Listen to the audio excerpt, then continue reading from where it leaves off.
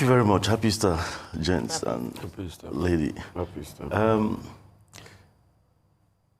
The truth is, if I dwell so much on the, I would like to look forward, because if you start discussing all the challenges that faced us towards achieving this London route, honestly, you feel like crying, you feel like weeping.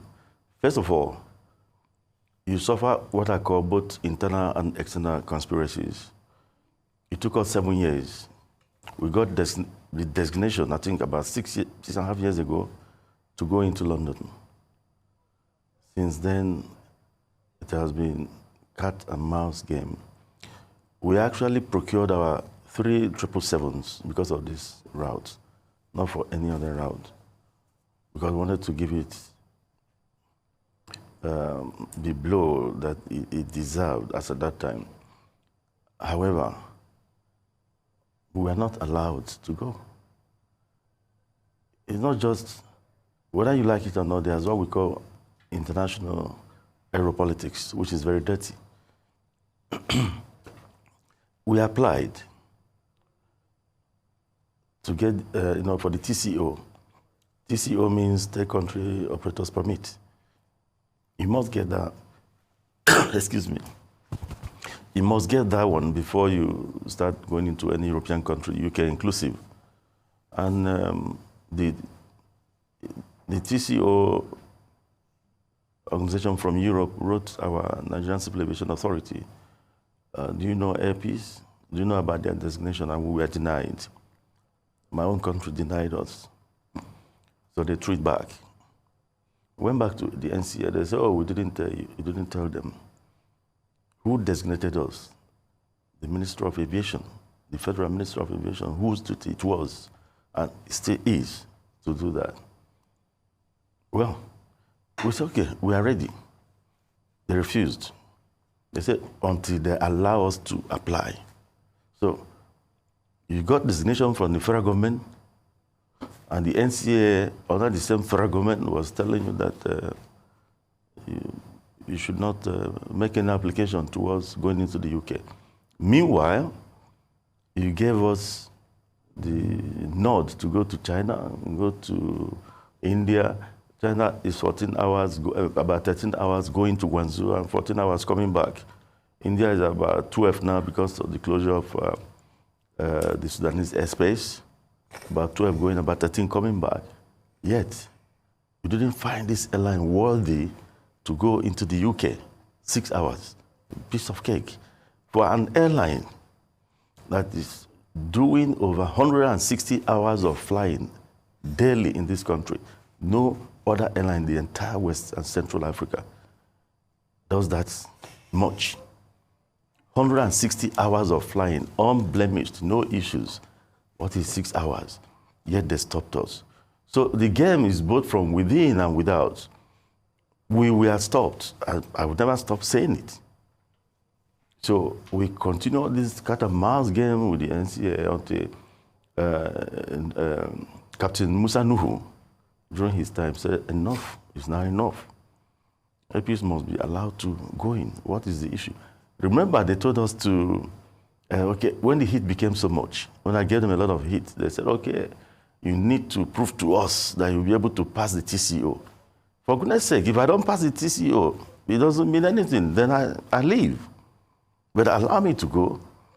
They said, no, we must prove to them that we're able to pass the TCO. I said, okay, you come and audit us based on the TCO standards. They said, no, you have to get IATA, some consultancy firms from IATA to do that. IATA must conduct that and give their results. We paid, I'm sure it cost over 200 million. We brought IATA. IATA conducted a TCO audit on Air Peace dump. Remember, we are IOSA certified, so I don't know why the need for that. We passed. It took several months before IATA even came. We passed. Then they wrote to NCAA that you should allow them to proceed to go and do the audit with the TCO Europe. They didn't respond. Several months passed, going up to a year. We went back to them and told them that, look, it is better you come out and say why the reason for all this, or I'll go to the press and say it, and I withdraw. But mind you, this country is being fleeced by all the airlines going to London from this place. People were paying 5 times more than they should have been paying. All sorts of reasons were being given to this. And you say you don't have capacity. You have 3 777s, worth several hundreds of millions of dollars lying out there, fully purchased by this airline. That was when they said, okay. We are now going to audit you ourselves. Not minding the result of the IATA people they recommended. At first, I didn't want to acquiesce to that. My chief operating officer, Mrs. Toyin Olajide, said, Oga, please, let's follow them. So I agreed. They came and audited. No, nothing, of course. I found nothing. It was at that point, Musa Nuhu said, enough is enough. Airpeace must be allowed to access the London market and cancelled whatever the other people put in place and allowed us to go. Now, the British people came with their TCO audit. They didn't spend 48 hours with Airpeace. It's one of the most stringent audits you can think of. When you said, what have we learned? The difference between us and some Nigerian airlines that went there in the past was that they didn't have that TCO audit. They didn't have, though that was not enough to have made them to go down. And their going down was not because they were not good. I will tell you, even in the last 1 week, what we have seen, if we are not, if God is not with us, we would have said, okay, let's go.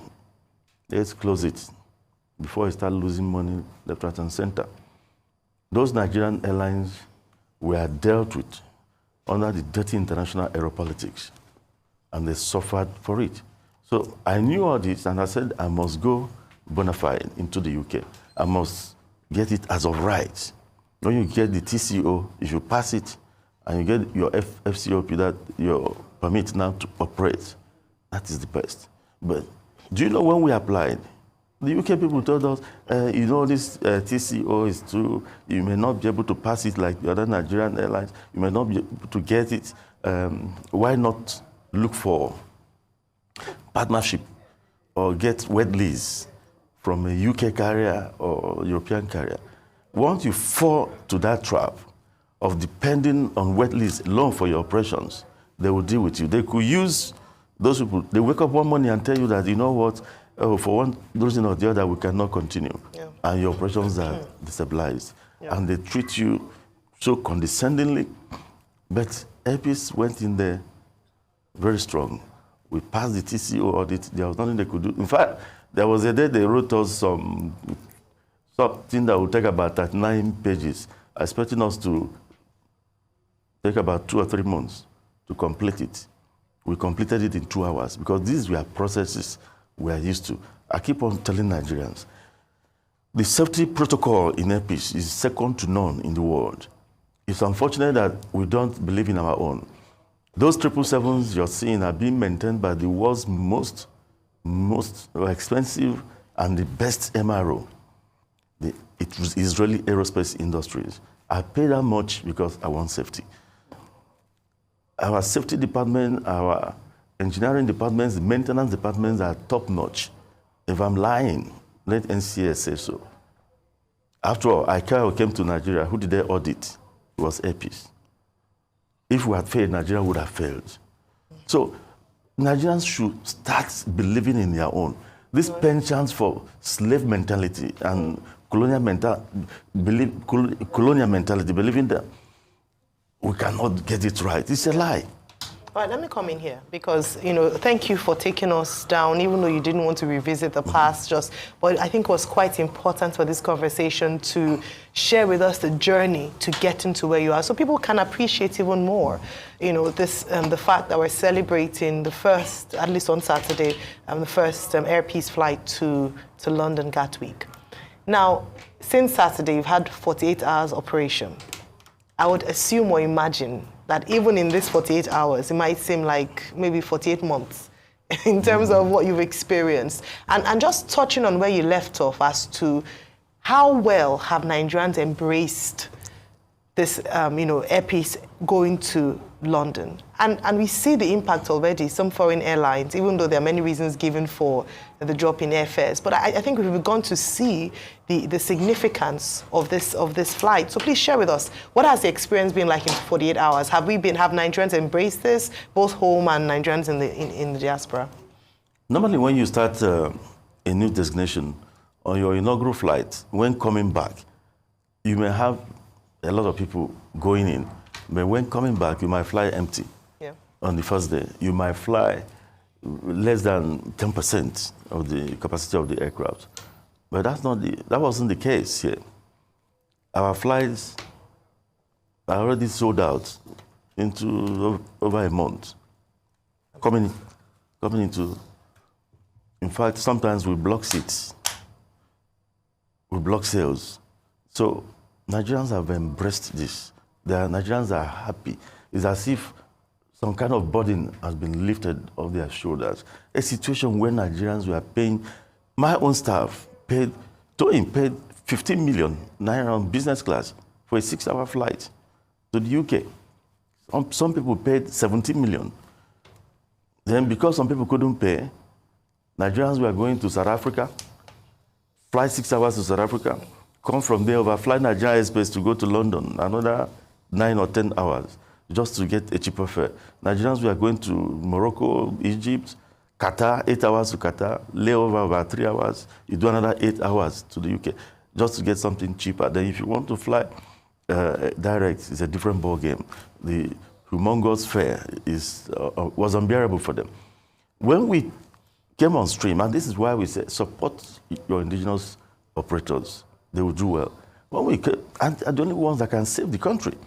When we came in, what we did was, assuming we slashed the 15 million to 10 million, people will say clap for us. But no, we brought it to where it belonged. We brought it down to 4 million naira. We are not losing by doing 4 million naira. That I can tell you. We brought it to 4 million naira, brought the other one, that's business class, from 4 million, the other one from 1.2, and at the same time giving students rebate. So immediately, the same airlines that were giving dollar as an excuse for the fleecing of my country came down within 24 hours.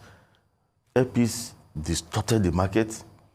All of them started coming down within 24 hours, started begging people, doing social media, brands all over the place, and brought their fares from 15, 17 million to 5 million.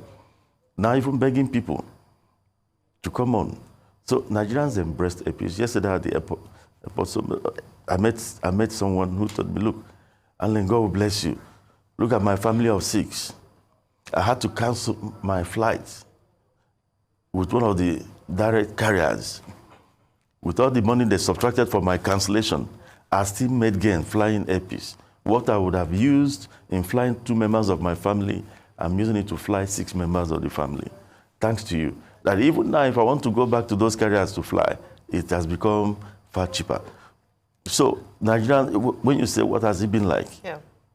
Right from the day we announced we published our fares, even that inaugural flight got sold out within days. It got sold out within days. And even up to September. So the traffic is there. However, the last 48 hours has not been easy. First of all, you were told by Gatwick Airport to deposit 3 million or 2-point-something million pounds before you start. For goodness sake, those British Airways and Virgin, are they paying that amount of money to Nigerian airport as security deposit? And when you ask them, I say, okay, when are we going to get this money back? And they will tell you, no, until you stop flying to Gatwick, until you stop flying. So for the rest of your life, you put there. So we started negotiation. They brought it down to some level. The fact is that all the ground handling, when they want to deal with you, they use everybody around you. The ground handling companies, you must pay this and that as security deposit. Catering, £740,000. That's over 1.6 billion. A security deposit that they will keep forever. It's not as if they'll be drawing down from the money. I've never seen such a thing before, and they don't do it to other people. That's the truth. So they let all this. In fact, on our inaugural flight out of London, we were given a particular place for check-in.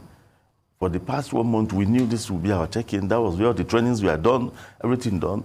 Then a few days to the inaugural flight out of London, you changed it and gave us a place where the carousel was not working. On our first day, we left this country. We wanted to make sure we post 100%, not 90, on-time departure, going to London and coming back. On the first day out of Nigeria, with all the fanfare at the airport, we didn't delay our flight. We went right before time. And we arrived UK 20 minutes before time. But the check-in process was cumbersome because they put us in a place where you have to check in somebody, then carry the load manually to go and drop in another place. They made us pass through all this. The next thing, your boarding gate, they say, oh, the system has broken down, it's not working again. All those antics. If they don't use them, they use the to me, they should allow us be. That's the truth. But these are unspoken. These are unspoken. You might expect more. They can even use your catering. Okay. So it doesn't end there. But it's been good. We are trying to roughen it out roughing up with them. Okay, good. So I'm happy you made some clarification because I started seeing some, narrative being pushed around that you had to partner with some local European airlines, sort of like a, lease agreement to go in. So it is totally Air Peace, totally our own indigenous crew, totally our food. I can see some very sumptuous Nigerian foods there, Goat meat pepper soup. Goat meat pepper soup. Oh, that's really lovely in disguise, Dr. Batsi. I'm sure you would want to do that. So totally all of our thing out there. Secondly, I'd like to ask, because I had a chance to fly the last airline that went in there, that was Medview. I had flown them to London a couple of times. And these are the same politics too they played with Medview that they've started with you. My question will be, who are those who fight for you in Nigeria? I saw the Minister of Aviation there. Is he fighting, for Air Peace and Nigeria? Secondly, the government of Antigua even called you to come and partner with them as regards their airline. When is Nigeria going to call you and say, this thing we're trying to do with Ethiopian airline that we got burnt for, why can't you take it over? Because you've shown capacity. As a local airline, you're going to Mumbai, you're going to Guangzhou, now you're going to London. You were talking about prospects of probably next year going to Frankfurt in Germany, Amsterdam, cover most parts of Europe, probably Paris, Charles de Gaulle. When will the government now say, this is our own, let us support him, let him be the carrier for Nigeria? Well, let me start from your last question. The truth is, yes, we need government support. All the Nigerian airlines, we all need government support. However, on the issue of singling out Air Peace to be the national carrier, we're not interested. Let Nigeria support the indigenous airlines. We are all flag carriers. Air Peace is a flag carrier. Max Air is a flag carrier. Asman is a flag carrier. When you fly out of your country, you become a flag carrier. Those ones do Jeddah, they do Hajj, they're all flag carriers when they're doing such things. Why I say so is that in America, you don't have a national carrier. They have Delta and others. They support them. Even British Airways and Virgin are not national carrier. But the British government supports them. If you touch Delta here, nobody, I mean, America will bring its might to bear on you. If you touch Virgin Atlantic, Britain will do the same thing to you. They won't say it belongs to Richard Branson. Nobody says that. In our own country, what we are pleading, I like when you said support, let them, the ease of doing business, let them even do that for the indigenous airlines and see us blossom. Instead of bad-mouthing these airlines that pass through all manner of problems. Let me tell you what happened yesterday at the international airport. When our own aircraft landed, thank God I was there. This thing had happened before. We reported to FAN. And let me excuse the leadership of FAN here. Mrs. Olubumi Kuku is doing fantastically well. Himself and the director of air operations, Captain Ablahi Mahmoud, they are pained. They are pained with the wickedness in the system. Civil servants. The wickedness in the system is thinking. Your only carrier doing international operations in Nigeria would land and you keep us somewhere in the bush, disused side of the airport, and expect us to be busing passengers, bringing rickety buses to come and take international passengers to the new terminal, where these foreign airlines rejected when they opened. It was Air Peace, because it's my country, that decided to go in there. They begged Air Peace to do that. We went in there. When they did the runway, they wanted to do runway analysis after the lighting. It was Air Peace Nigeria begged. They didn't have money to fuel a 777. A 777 consumes about 8,800 liters of fuel per hour. It was Air Peace they brought to come and test it. We even told them, let's use our smaller planes because of the cost. They said, no, it's a 777 they will need. We did it free of charge. I don't want to enumerate things we've done for both the government and people of this country. Now, the new airport, you will park us 2 kilometers away from the terminal. Then you expect us to be doing bus, whatever.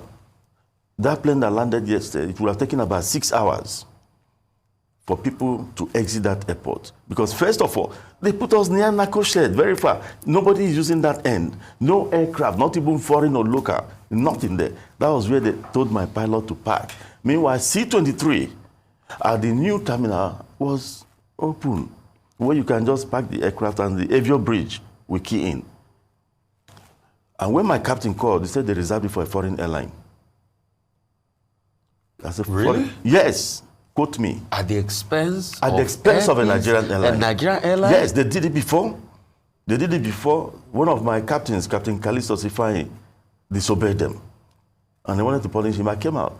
And Olubumi Kuku and his team, his management, criticized that. In fairness to her, they criticized that. Now it happened again yesterday. Our aircraft from London was to be packed in one bush 2 kilometers or so, or 1.5 kilometers to our terminal. Full flight. Full flight. So imagine the time it would take to take people from that place to the terminal building. Imagine the time it would take to offload before it start going into the carousel that are not even working very perfectly okay. It would have been taking about 9 hours. Nigerians would have hated Air Peace because they wouldn't know. And that was the game. So you are contending not with external conspiracies. There are internal conspiracies within Nigeria. Some Nigerians they are praying that we fail. But the good thing is that nobody is God. And the good thing is that 90% of our countrymen and women are very happy. That's our consolation. But there are people out there, but they are in the minority, so negligible. I don't even bother about them because they cannot scratch Air Peace. Whatever they write or whatever they do cannot scratch this airline. But it happened yesterday. And when the woman discovered it, she was livid with rage. I mean, the MD of FAN. So, but look at what I did. I called my operation control center who could reach the pilot because I couldn't connect with the pilot. I called my OCC. I told them, tell that pilot not to move that aircraft. Block that taxiway. No airline in the world would have been able to park yesterday, and that was what happened. British Airways landed. That was when they started making moves to tell us to go to where we rightly belonged. And remember, this woman had said on television, they had that, when she said that a place had been dedicated for airpeace as the home airline. When you go to Britain, you have an entire Terminal 5 for BA. Then in my own country, some civil servants or some people didn't see. And the DG of the Nigerian Civil Aviation Authority was on board my aircraft.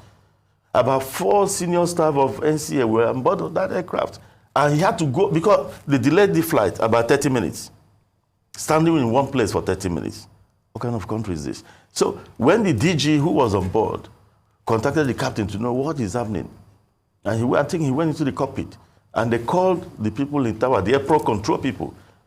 And the captain told the airport control that even the DG of NCAA is on board this aircraft. And the guy said, and so what?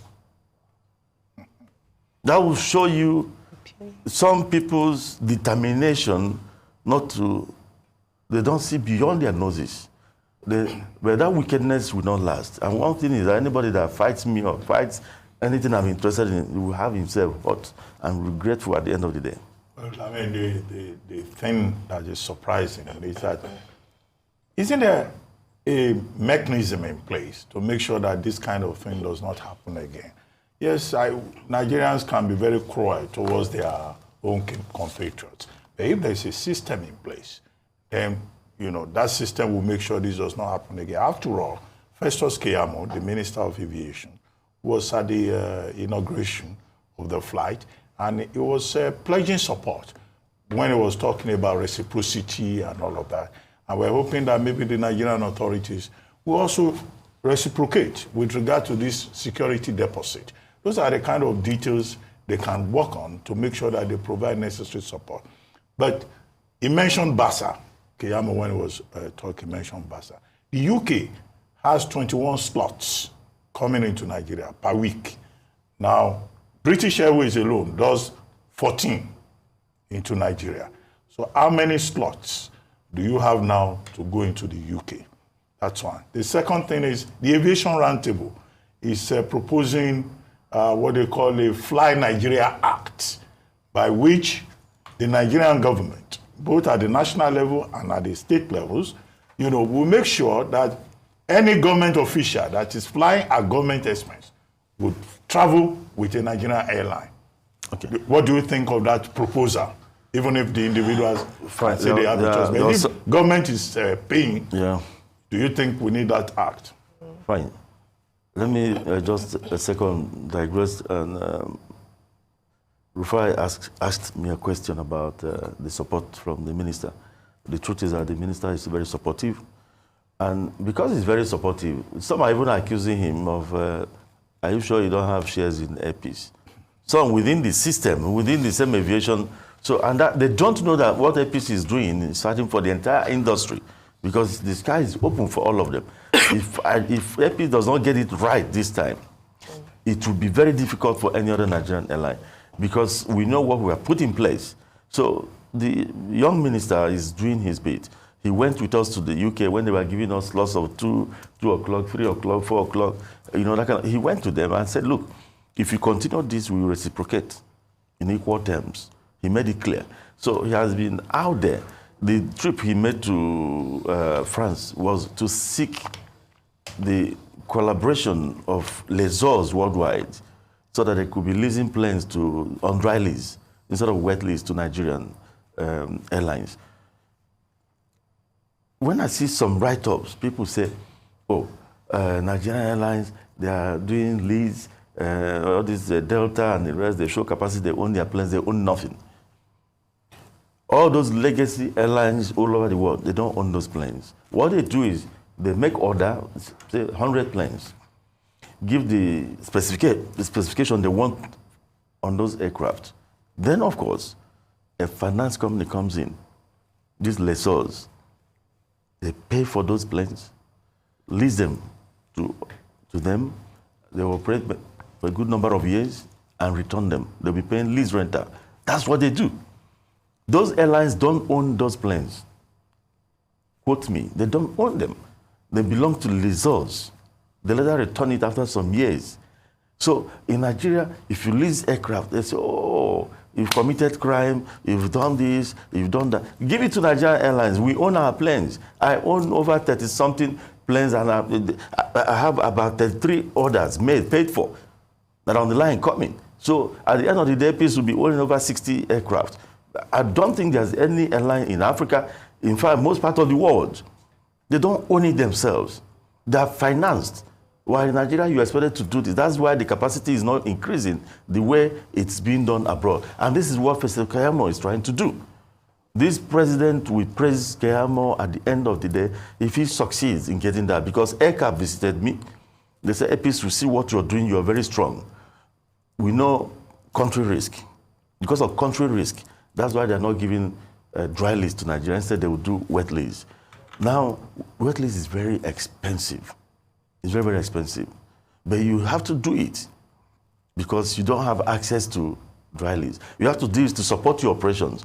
Like even in the London thing, we are bringing North Atlantic to partner with us as backup, not as the main act. Because we want to be strong. What of one day, any of your 3 aircraft, anything happens to them? You don't want to disappoint anybody. And when you do such things, Nigerians will be criticizing this, that. They've forgotten that Virgin Atlantic and Delta are doing the same thing. France and KLM are doing the same thing. Air France, KLM. Air France, KLM are doing the same thing. So, and it's not for free. You pay for those things. There are other areas they use you too. So you pay for those things. It's not an arrangement where you go and bring somebody from behind the door to come and be running international operations in your country. No, it's not the same thing. So you have that wet list with North Yes, I have it as backup. Okay. As backup. So if you have any issues, you can key in through the other one. They can key in through us too, if there are any issues. Then about, you talked about about slots. How many slots do you have into Gatwick? Yeah. Under the principle of reciprocity, we are doing 7 now, daily flights into Gatwick. Nigeria, we have a balance of about 14 to do. We are ready. If the government gives us Abuja, London, I will do it. I will do it because we are expecting more aircraft into the country. Purchased by Airpeace. Purchased by Airpeace. We will do it. If we get it, we'll do it. Like we are planning to hit New York or Houston towards the end of the year. Because we are bringing in more 777s. As I speak to you, my staff that are in California, the Engineering Technical Services Department, that in California now inspecting some 3 777s we want to acquire, we want to buy. So if we could get them in the next 2 or 3 months, then of course we are good to go anyway. Right. You have six of them. But what do you think of this Fly Nigeria bill? Of course. In America, as an American public officer, you are never allowed to fly any other airline except an American airline. You don't do that with public funds. If you're traveling on your own, it's a different thing. But if you're going for government business, you're traveling, it must be yours. So in this case, if there are Nigerian airlines going to certain destinations, they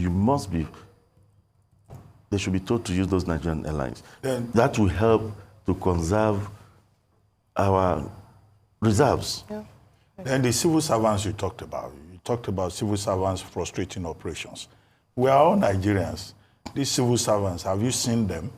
Are you planning to see them and see them regularly? You know, in Nigerian fashion. Because they will say this man has just launched a route to London before our very eyes here, and he has not come to see us. I mean, this is Nigeria. You know Virgin Nigeria left here, or is it Virgin Atlantic?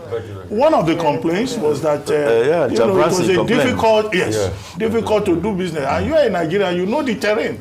I mean, these civil servants, they also expect, they are not just Ulubome Kuku and the people who are doing the job. I said something the other time when you said most lucrative route. It may not be, it may be most lucrative because they've been allowed to make it most lucrative. The costs are high also over there. But they've been allowed over time by shutting out indigenous operators and doing it on themselves and then charging all manner of fares that made it very lucrative. But now that we've come in, it won't be as that lucrative because our return, fixed cost, is 372 million. Fixed costs of those planes flying out of Nigeria and coming back, fixed, not variable costs, is 372 million naira. Yes. On the 372 million. So if so you have to distribute this 372 million naira along the seats to be able to make sure you cover your costs. So now that we've come in, it will not be as lucrative as it used to be. But APIS has done something for this government. President Tinubu was being bad-mouthed by some foreign interests, especially airlines, on the issue of these trap funds. Not only trap funds, the exorbitant fares that we are charging Nigerians. They say, oh, it's because your dollar, your naira has been devalued and your naira doesn't have value anymore. You must pay us in dollar or you pay naira as humongous as they wanted. Each time a Nigerian was going to buy these tickets, they were bad-mouthing our president. They say it was the president that caused it. Now, APIS came, the dollar was still the same 1,600 and something as at the time we brought down these fares. We brought it down. They followed immediately within 24 hours, brought it down to 5 million. So did the dollar change at that time? It never changed. So they were actually demonizing our country for nothing. So APIS has saved billions for this country. Billions of money that would have left this country. Billions of naira that this would have used to go into the market and buy dollar at any amount because they made so much gain. How do you cope with FX issues real quickly? Well, that is where we need government support. Just like Egypt did. Egypt, they gave their airlines a window to get forex so easily. In our own case, we don't have it. We still have our own money trapped in the central bank. We still have our own money not being paid by Hajj 1 year after operating the Hajj. Meanwhile, the president has released this money. So Central Bank has not paid you? Central Bank has not paid you part of money owed? They've not paid us our 14 million trapped that we made, this bidding, forward bidding. Okay. You have my naira borrowed at 26%. Now Fidelity has changed it to about 30%. Borrow that money is there. Dollar, you didn't get back. Naira, you've not gotten back. I'm a Nigerian airline trying to see what I can do. We need that money released to us. On that note, Mr. Allen Onyema, I would like to thank you very much for joining us. Although I see you dodge my question about those civil servants, whether you will see them. Well, the civil servants should be told that what we are doing will help the polity. Yeah. It's not about Allen Onyema. APIS is no longer owned by Allen Onyema. It's owned by the over 220 million Nigerians. It's not about me, because if Allen Onyema and APIS, if we shut down today, I'll be releasing into the over 50,000 people, both direct and indirect employment. Yeah. You don't know who